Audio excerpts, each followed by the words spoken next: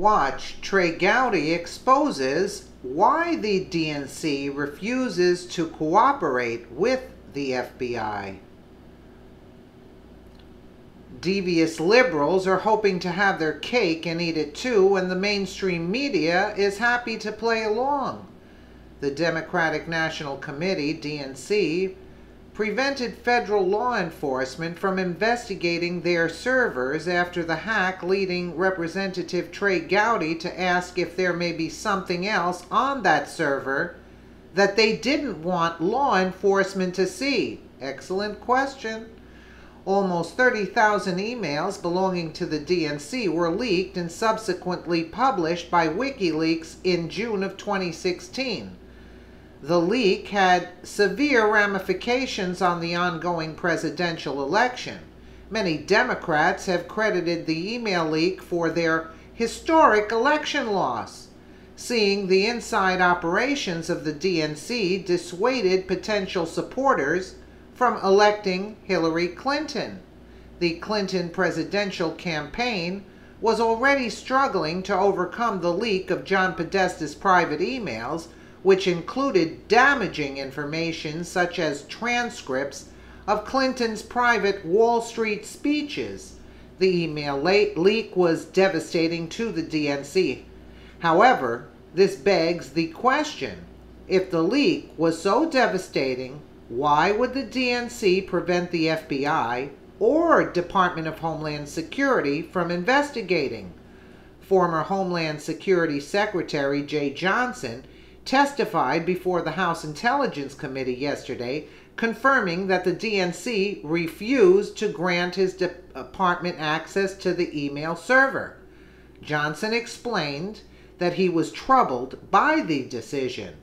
Homeland Security offered to help patch any vulnerabilities present in the server.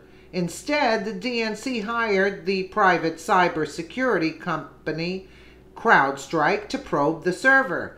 CrowdStrike was later revealed to have ties to Hillary Clinton. However, this raises an important question. Why would the DNC prevent the proper authorities from investigating their hacked server? Democrats are fuming over obstruction of justice, yet they were the first to stop a serious inquiry into supposed Russian interference. There are two possible explanations for the DNC decision. Perhaps, as Trey Gowdy suggests, the DNC is hiding something much worse on their servers, worse than what was revealed in 2016. Alternatively, the source of the leak may have been a disgruntled DNC employee such as Seth Rich. The DNC could have blocked federal authorities from investigating because it would have revealed that Russia had no connection to the leak. We can take a quick listen here. At the time you separated from service in January of 2017, you had seen no evidence that the Russians were successful at changing voter tallies or voter totals. Correct. Had you seen any evidence that Donald Trump or any member of his campaign colluded, conspired, or coordinated with the Russians or anyone else to infiltrate or impact our voter infrastructure?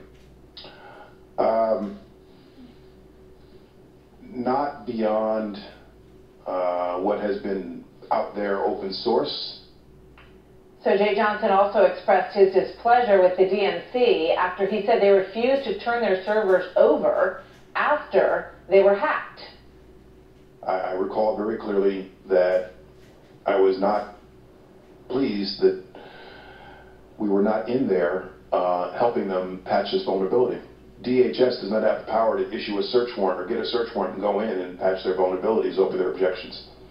Weird, right? Raising the question, what was in there that they perhaps didn't want authorities to see? Why wouldn't they turn over those servers to get some help? Here now, a man behind many of those questions today, House Intelligence Committee member, Congressman Trey Gowdy. Congressman, good evening. Good to have you with us as always. Yes, ma'am. Thank you. So what struck you most about your conversation with Jay Johnson today? A couple of things. He's in a unique position to answer one of those four tranches. Martha, again, remember, we're looking at what did Russia do, with whom, if anyone, did they do it? What was the government's response in 2016? And he was the Secretary of DHS at all relevant times. So I was really interested in what the Obama administration knew and when, and what efforts they took to thwart the Russians or to notify potential victims. You just played a clip where we had a victim, the DNC. And not only did they not cooperate with Jay Johnson, they didn't turn the server over to the FBI. So I think it's a little ironic to now criticize, as some Democrats are, Jay Johnson and Jim Comey and others for not doing enough in 2016 when you had a really good piece of evidence you didn't bother to turn over. Yeah, I mean, it's really a head scratcher when you take a look at it from that perspective and you put yourself back there during the election and you remember the emails that were leaked, very embarrassing for John Podesta, Neera Tanden, a number of people, and that was the main thing that Democrats pegged their election loss on. They said, look, because these emails were released, they call it the Russian hacking, which is apparently where it came from, but you have to remember the content of it. It was embarrassing emails that came out. So at that same time, they were asked by the FBI and by DHS, give us your servers, let's figure out who's getting into them and how. Why would they say no? Why would they not want to cooperate with that investigation? Oh, well, let me hazard a wild guess that there may be something else on that server they didn't want law enforcement to see. I mean, that's where you start. I don't like speculating, but I have dealt in the past with victims who would not cooperate with investigations. And typically the reason is there's something else you don't want law enforcement to see. There is no reason to not allow DHS to patch or fix a vulnerability in the DNC system. And heavens knows there's no reason to not give the world's premier law enforcement agency, which is the FBI, the evidence they may need to stop another attack from hurting someone else. Yeah, well, I mean, it could be that the words email server were somewhat toxic at that moment. If everyone remembers the political environment that was going on, and Hillary Clinton's email server was all the talk at that point. So maybe, you know, the idea that someone wanted their server made them proprietary over that server. I want to get you into something else before we run out of time, and that's Loretta Lynch, because we've now learned that based on Jim Comey's testimony, he opened sort of, you know, a new Pandora's box of her influence on the investigation into Hillary Clinton's email server. What do you want to question her about, and what's the process with regards to her now? Well, Martha, I don't know that House Intel would be the proper venue for those questions to take place. It may be House or Senate Judiciary. I am always interested when any person we hire to work for that blindfolded woman holding a set of scales, whether it's a Republican or a Democrat, does anything to put his or her finger on the scale.